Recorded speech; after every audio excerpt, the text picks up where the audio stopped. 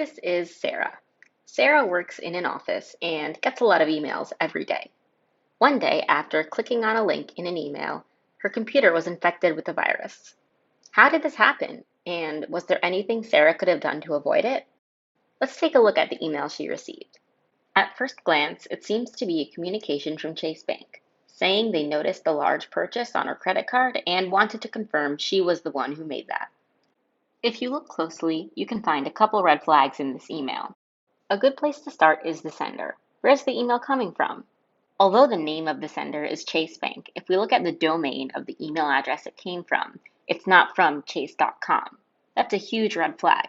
It won't always say hackers.net. In fact, it'll probably never say that, but anything other than the legitimate domain from the company the email is supposed to have been sent by is immediately suspicious. Another thing to look at is the urgency. If an email ever asks you to take immediate action and conveys a sense of great urgency, be suspicious. Using urgency is a classic hacker's tool. They're hoping that when you see the email, you'll panic and immediately take whatever action they suggest without thinking twice about it. The final clue in the email was the hyperlink they attached. While it says chase.com, if you hover over the link, you'll see it doesn't actually lead to chase.com, leads to a website that says notchase.com. This is a great trick. Whenever there's a hyperlink in an email and you are the slightest bit suspicious, just hover over the hyperlink. By doing this, you can see where the link is actually going to take you as opposed to where the sender of the email says the link is going to take you. Let's look at another example. This is supposedly an email from the HR department of Sarah's company. It contains some of the flags we saw in the previous email and a couple of new ones.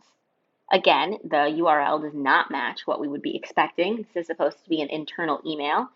And if we look at the domain of the email address, we see it's not actually coming from within the company.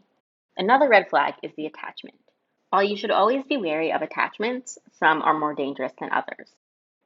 Zip files and files that end in .exe or .scr are particularly dangerous.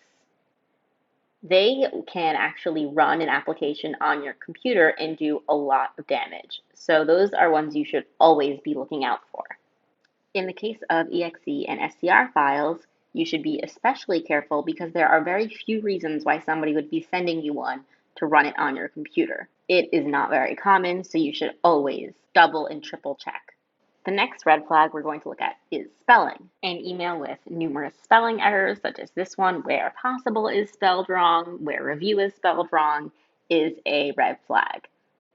The final thing you should ask yourself when receiving an email is, were you expecting it? And while sometimes we do get unexpected emails, it should be something to keep in mind, especially if the contents are suspicious. To recap, here are 6 things to always keep in mind when opening an email. 1. Always check the sender's domain. 2. Beware of attachments, especially .exe, .scr, and zip. 3. Be cautious of emails with a great sense of urgency. 4. Always hover over hyperlinks before you click on them. 5. Be cautious of emails from colleagues or organizations you were not expecting. And 6. Always be wary of generic greetings.